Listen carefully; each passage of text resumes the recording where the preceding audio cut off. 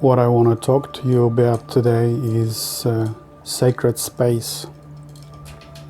Sacred space is a space that you have somewhere which is completely away from all the daily things that are being pressed upon you every day. And it's a place where you go to and you don't care who rings the phone and what's on the news.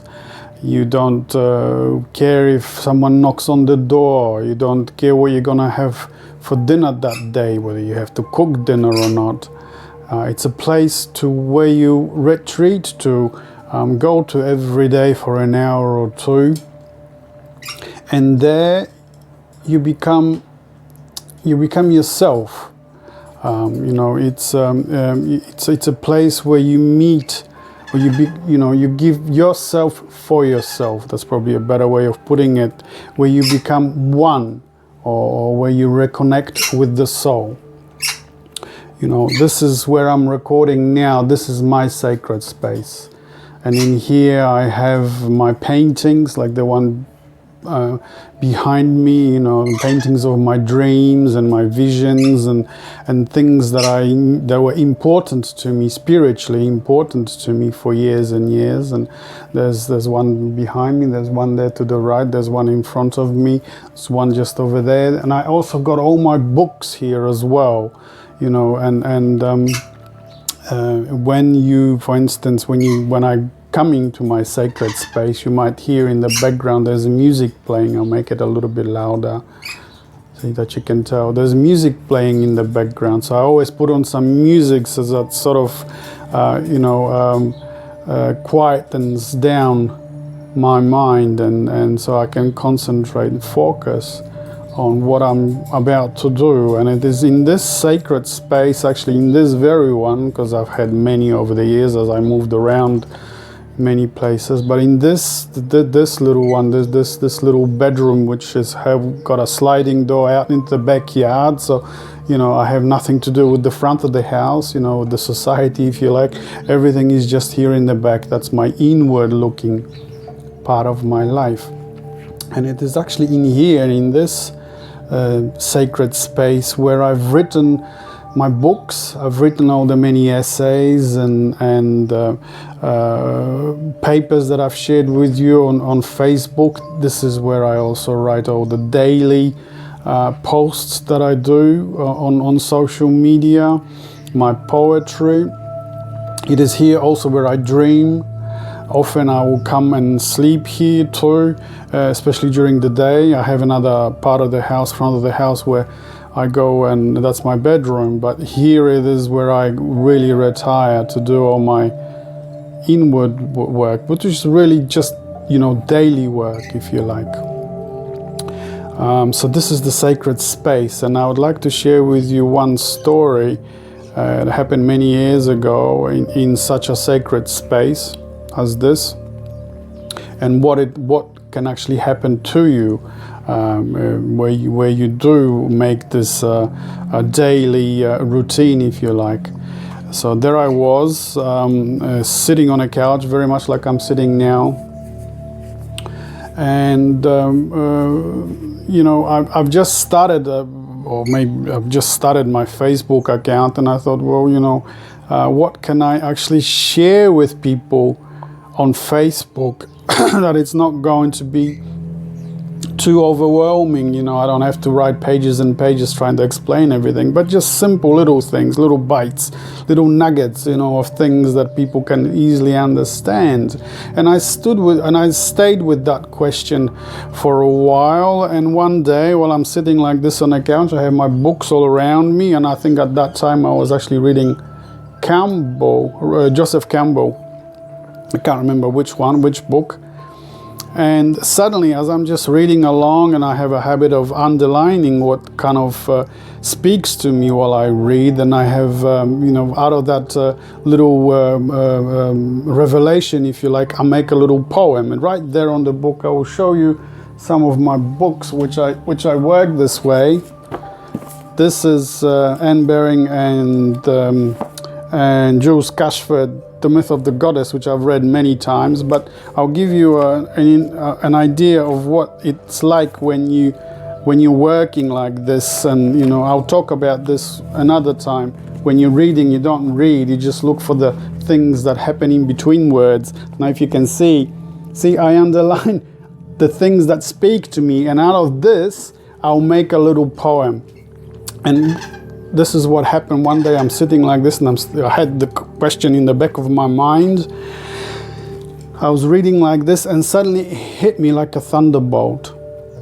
Right, share your little poems, the little revelations that you found in the books, or in, you know, when you're walking. For instance, I also do my every morning a walk with my dogs, and I have a notepad and pen, and whatever I want to know, and it just comes to me intuitively, I write that down.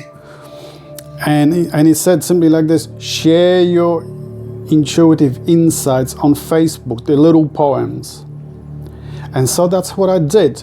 The other thing that I had I needed, I thought, was in an image. Just the words were not enough. I needed an image. So by that time I was already working with Wikipedia a lot, and you have the images, for instance, the Tree of Life and so on. But the images, there weren't too many of them. You know, once you have one image of the Tree of Life and so on in Wikipedia, that's, you know, you have 2 or 3 images. But I knew I needed a lot. So I Google searched, for instance, the Tree of Life. And there, well, of course, there were the Wikipedia, the generic images. There was also DeviantArt, the images that are used to this day. That is to say, they were digitally manipulated photos and images, which so I had this huge library of images, of mystic images, of archetypal images, you know, of symbols, mythological symbols, suddenly available to me. And this, you know, the little poems, the little posts, and together with the images that you see on my Facebook page from DeviantArt, I use this combination to this day. And that revelation to share that on Facebook, that happened to me probably about 12 years ago. So about 10 years ago, because I had my Facebook account about 11 years ago. So that's what happens when you're in this sacred space. And I know, for instance, when Campbell was asked about sacred space, and I know that he was given a little table by someone which he cherished a lot, and he had his favorite chair, and in there that he would be reading. But his way of actually, you know, learning and receiving and what he was writing, being creative, was exactly the same. The way I work was underlining everything. And when he underlined something, that's when he later used it in his own work and his own books and so on. So that's, you know, I'll talk about the reading in another video and so on. So that was Campbell's. He also had his sacred space. He had his favorite chair. He had his favorite table, and there he would be. That's just Eddie the Eagle, my rescue rainbow lorikeet, calling to the rainbow lorikeets that are flying over the house. Jung also had his sacred space. And his sacred space, of course, he built a special house on the lake, and I'm sure many of you know the story. That's where he would retreat, and that's where he would do his creative work. And he had a room where it was a very special room. He drew and painted on the walls, and, you know, he always kept the key with himself. No one was allowed in there. So that's the sacred space. It's a space where you and your others, yourself, your true self, your soul, come together, and you create something new insights come, new dreams and so on. So that's the importance of sacred space. Now, the sacred space can be a room, like I said, or Campbell's, like my room, or Campbell's little table with a chair, or Jung's separate house built on a lake. But your sacred space can also be like, you don't need to just sit in one space. You can walk as well. It is getting inside while you're moving around. You know, like I said, from my daily walks with dogs, I've always had the habit of carrying notepad and pencil or paper or pen, and that's how I got my insight. Sometimes you might be sitting at a traffic light. As long as you're centered, and as long as you're ready to receive, you're sensitive enough, intuition is working. And if you have especially if you have a question in your mind about something you want to know, the answer will come. Sometimes just even from looking at the number plate in front of your car or a passing ad on a bus, the answer will always come. So that's what I wanted to speak to you today, just the sacred space that, it is important. It is a space where you really become yourself, where your creativity, your contact with the other side, really with the soul comes into fruition, and out of that comes creativity, out of that comes dreams and visions and insights, sometimes tremendously deep insights just out of this. Now, you might find that initially nothing happens because your mind is busy. You're busy, you're thinking about the problems or bills, or you had a fight with someone, or you need to go to work tomorrow, or you're thinking about dinner or whatnot.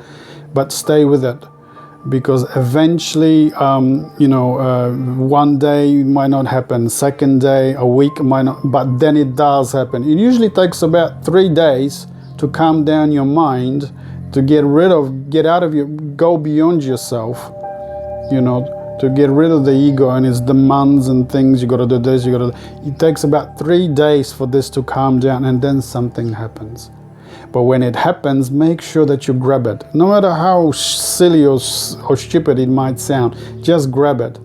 And the best way, I'm telling you, the best way is simply by sitting, reading a book. Usually mythological books work best because you're already there.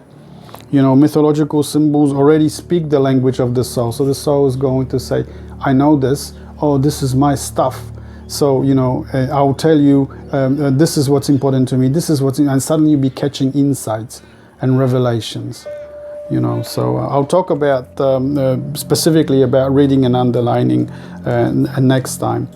But this is the importance of your sacred space. So whether you have a room or a chair somewhere away from everybody else, or you do your walking alone, but it's important to be alone, because if you're with someone, there'll be intrusions, and you're gonna have to pay attention to them, and so on. But what you're being asked to do in your sacred space is to pay attention to the soul, to the spirit. What is the spirit saying to me now? And then have ready something to catch your insight with. There's a wonderful story I told in my book of when I was in Norway, up north in Norway, in Narvik, and I met this gentleman who was reading from tarot cards, and he had a long hair and everything else. I'll go into this story quite in detail in here. And when we were parting, he was leaving, and he gave me a gift. And the gift was a little tape recorder for recording things when you're walking around. And he said to me, I don't know why you need to have this, but it's important to you. So you see, the sacred space, just being centered, and something comes through. That was the importance of that message back then. You have your own little recorder, because you're going to be catching things that are going to be important to say. So that's the importance of having your own, being centered and having your own sacred space.